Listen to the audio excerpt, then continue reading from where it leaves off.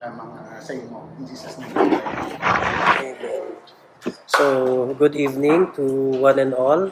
So, salamat kita sa Ginoo that once again we can meditate on His Word. And we pray nga may blessing kita nga makuha no, sa atong pagpamalandong. Padayon lang ta gyapon sa Ephesians. Actually, dapat sini nagasanto ni siya tani sa sermon ni Pastor Jomo. Galing kay wala ko ka diri ko sa 3 PM nag-attend mo. Oo, kita kami duha ni Brad. Oo. Daw lain naman to yung chapter si Kuan. Do advance to ninyo. Oo, so Pastor Jomo, verse 7 pa lang. verse 7 pa lang siya. Well, anyway, ang ato niya devotional hasta sa verse 10, no? So, daw summary lang ni siya. Basahon ko lang anay, then I'll give you the title of the devotional. So, Ephesians chapter 1, basahon taliwat ang verse 3 up to 10. Blessed be the God and Father of our Lord Jesus Christ, who has blessed us with every spiritual blessing in the heavenly places in Christ, just as He chose us in Him before the foundation of the world, that we should be holy and without blame before Him in love, having predestined us to adoption as sons by Jesus Christ to Himself, according to the good pleasure of His will, to the praise of the glory of His grace, by which He has made us accepted in the Beloved. Verse 7, in Him we have redemption through His blood, the forgiveness of sins according to the riches of His grace, which He made to abound toward us in all wisdom and prudence, having made known to us the mystery of His will, according to His good pleasure which He purposed in Himself, that in the dispensation of the fullness of the times He might gather together in one all things in Christ, both which are in heaven and which are on earth in Him. This is God's Word. May God bless the reading of His Word. So, subong nga gabi, ang title sang aton devotional, very simple, Spiritual Blessings. Kaysa ini nga passage, actually, gin-enumerate ni Apostle Paul kung ano ang mga spiritual blessings nga naangkon ta sa kay Kristo Jesus. And these are great and wonderful blessings nga hindi mo niya pwede ikumparar ang earthly blessings. Hindi mo sila pwede i-contest. Taas ganiya. Dako-dako ganiya. Compared to spiritual blessings, ang earthly blessings, kung sa lingwahe pa ni Paul sa Book of Philippians, earthly blessings, of course, blessings man na sila gyapon. But compared to these spiritual blessings, earthly things are just filth. Grabe nga term, no? Daw higko lang. Oo, daw basura lang. Kung ikumparar mo ya sa greatness, kag marvelousness sang mga spiritual blessings nga ara sa aton because we are in Christ. So, amo nang hambal sa verse 3.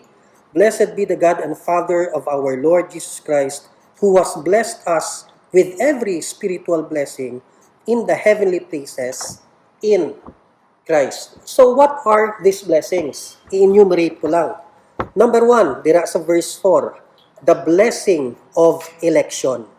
Just as He chose us in Him before the foundation of the world, that we should be holy and without blame before Him in love.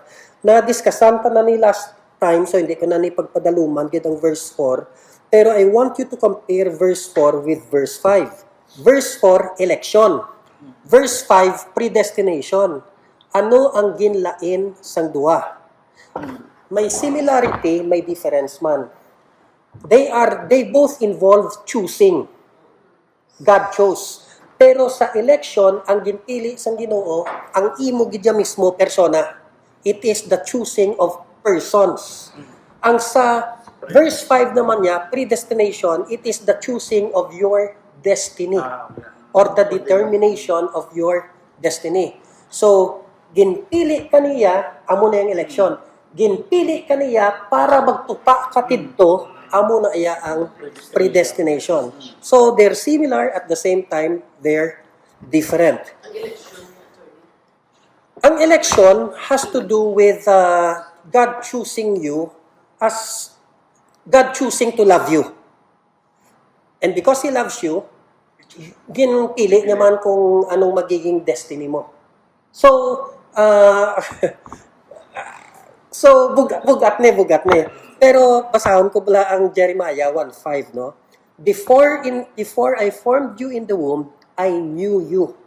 And before you were born, I consecrated you. Amo na ya ang election. Ginpili niya ang persona mo. He chose you.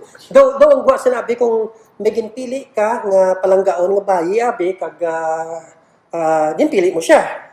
Ginpili mo siya palanggaon. Tapos, ginplano nyo ng kasal nyo nga tungod nga kamo duha sa ulihi, kaslon kamo sa punta pa na iya. So that's the difference between predestination and election. Election is the choosing of the person. Predestination is the setting of the wedding date. Daw muna bla. So anyway, okay, medyo na-discussan ta na ni last time. So kadto na kita sa predestination. Connected ni sila, pero diriya sa verse 4, ang habal ni verse 5 Verse 5 ang predestination. Having predestined us to adoption as sons by Jesus Christ to Himself according to the good pleasure of His will.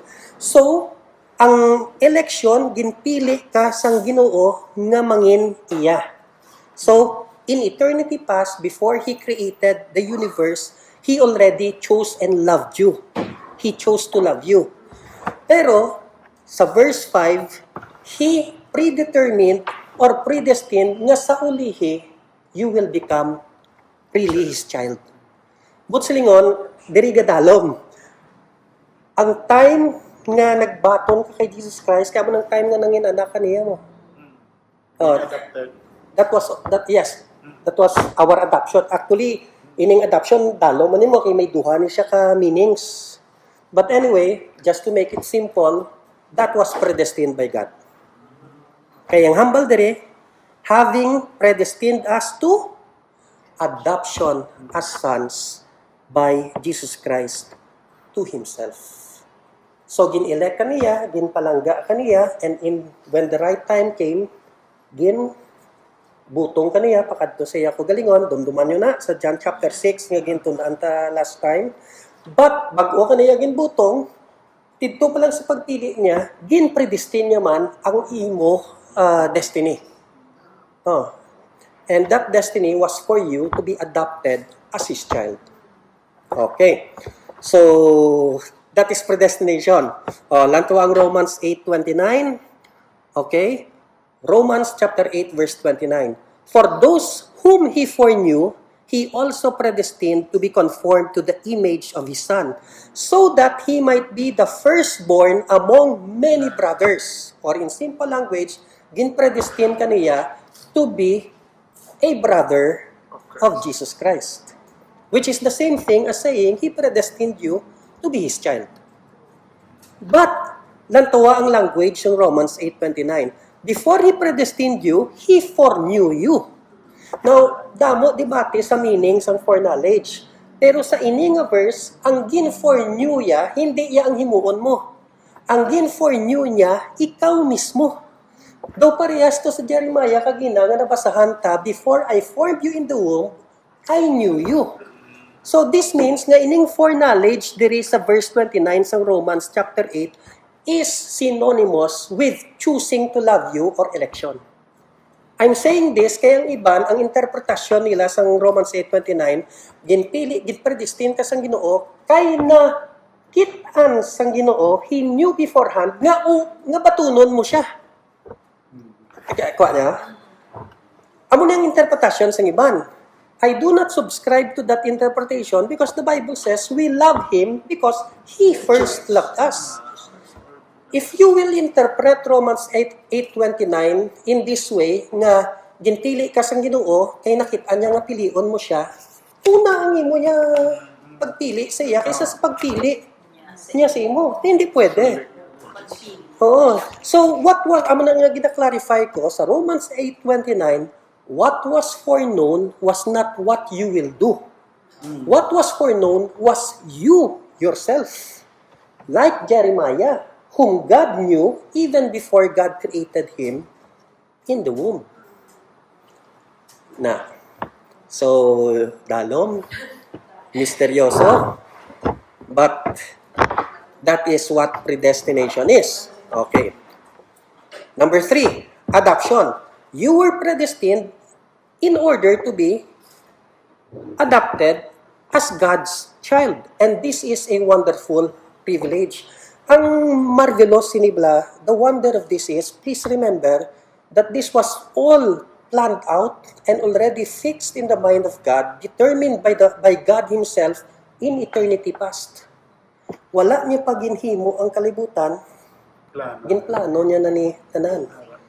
He will be mine, she will be mine, he will be my child, she will be my child. Okay. So that, amo na ganihambal sa 1 John chapter 3 verse 1, see what kind of love the Father has given to us, that we should be called children of God. Grabe ni nga gugma. This is love before time. Now, balikan ta ang verse 5 ha.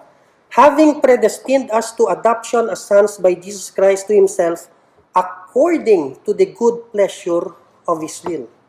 Nga again, predestined kanya to be adopted as His child.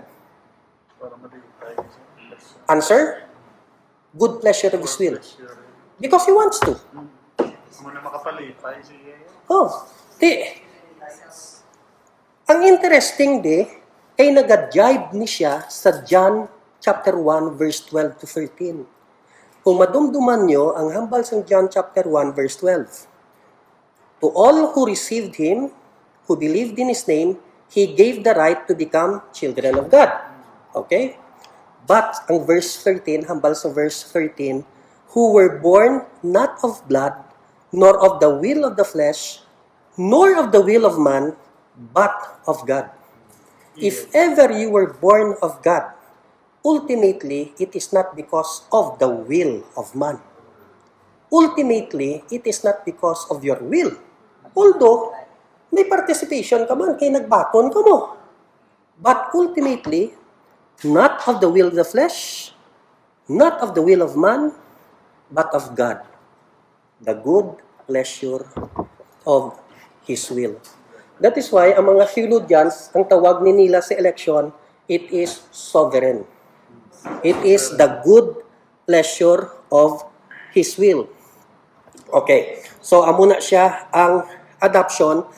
Dason ang verse 6, to the praise of the glory of His grace, by which He made us accepted in the beloved. Ang iya purpose diri para himayaon tagid ang iya grasya. Wala gid bala to blang gina-share mo bala sang last time to nga ultimately at the end of the day ang grasya lang gid sang Ginoo ang pwede tabasihan sang atong kaluwasan. If ever we are saved, ultimately it is not because we deserve it. It is not because we have done anything to earn it, but because God was simply gracious to us. And that is a great mystery. Next, verse 7. So, i-reviewon ko lang kadalya. Ano ning mga spiritual blessings nga grabe kaya kadako-dako? Election, predestination, adoption, puros ni by grace, ha? Finally, and next, redemption. Ang meaning sa redemption, it is the liberation or deliverance of a slave by means of paying a ransom price. Doon dumanyo sa una, sa mga time ni Jesus, kundi puso ng slavery. Kung gusto mo na siya nga mahilway, di bayaran mo baklon mo siya. So, mo nang ginimo ni Jesus. We are slaves to sin. We are condemned to death. Paano kita ma-deliver from the penalty of sin and from condemnation? Jesus Christ was the one who paid the ransom price. He was the one who paid the penalty. He died on the cross for the forgiveness of our sins. Pero kita nyo diya nga ang election is, ang kaluwasan ta hindi automatic. May election. Pero kinanglan may implementation man. Ang implementation sa election, amo tong redemption. Kaya base bala ang iban, ang ila pagka-intindi sa election, tamaan ka simplistic. Nga ati kung nag-elect naman lang to si God, hindi na kinanglanon manginmatay si Jesus Christ sa cross. Di mo na kinanglanon magwali. Di mo na kinanglanon mag-share. Di mo na kinanglanon magbaton. No. Daw parehas ni siya sa architect nga naghimo siya sa plano. Pero hindi mo silingon nga tungod may plano, automatically matuhaw ang balay. Di ba? Kinanglan, baklon mong materials. Kinanglan, may maubra ka dyan sa balay. So, the plan will be fulfilled. No question. Pero the implementation of the plan will have to go through a process. Dala na ang redemption. Ang kamatayon ni Jesus Christ for the forgiveness of our sins. Kaya kung hindi pagbayaran ni Jesus Christ ang aton kaluwasan, kung hindi niya pagbayaran ang penalty sa aton kasalanan, bisan nag-elect, theoretically lang niya, kaya kung nag-elect ng Ginoo matuman, ginaya mo. Pero hypothetically, kung wala redemption, wala pulos ang election. Pero hindi pwede. Tungod nag-elect ang Ginoo, ginpadala na gid sa Jesus Christ to die for our sins. Kaya nagdetermine na siya mo, they shall be mine. These people, they will be mine. Di ba lang, sa Old Testament? They shall be my people, I will be their God. That was the plan. That was the purpose. That was the determination. Redemption, that was the implementation. Dason may ara pagida, wala lang digin mention, sa ulihi pag mention, ginpadala niya pagid ang Holy Spirit. Kaya ang Holy Spirit, amo ang nagaabri sa aton mata para makit-an ta ang gugma sa Ginoo. Kag siya ang nagamelt sa aton heart para batunon ta sa Ginoo. Once again, I'm saying this, the plan of God will be fulfilled, but it's not automatic. Kung wala ang Holy Spirit, kag hindi ta magbaton, in a sense, hypothetically, wala pulos ang election. Hindi matuman ang election. But all of this are connected. And because God has determined, He will also implement. But it's not automatic. It goes through a process. Okay, so amo na siya. And finally, kung wala ko na lang, ginasummarize ko lang niya ng mas pwede kung pag actually, dalom ni katama mo. But I'm just giving an overview. Paglambot mo naman sa verse 10, that nga ginhimo niya ni tanan, nagplano siya, dason gin-implement niya, ginpadala niya si Jesus so that ang plano niya sa election will be fulfilled. What's the end game? Sakto na gurang ko term, no? Anong punta sini? That in the dispensation of the fullness of the times, He might gather together in one all things in Christ, both which are in heaven and which are on earth in Him.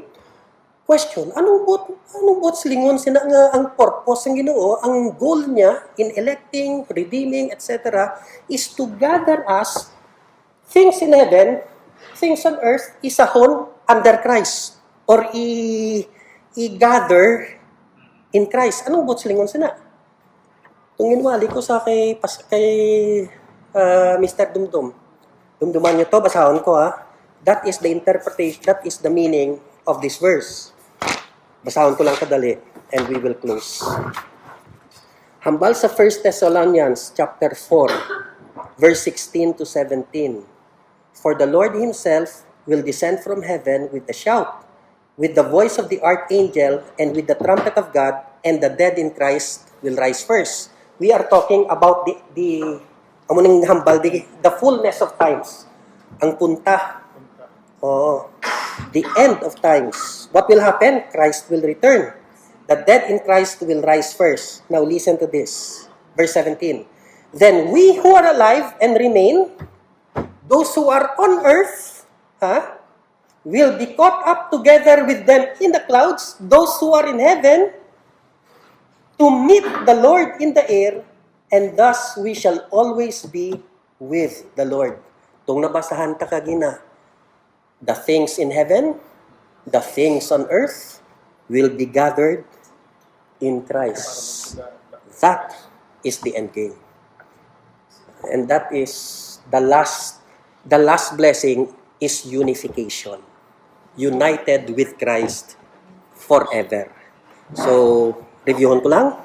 Election, predestination, adoption, redemption, unification.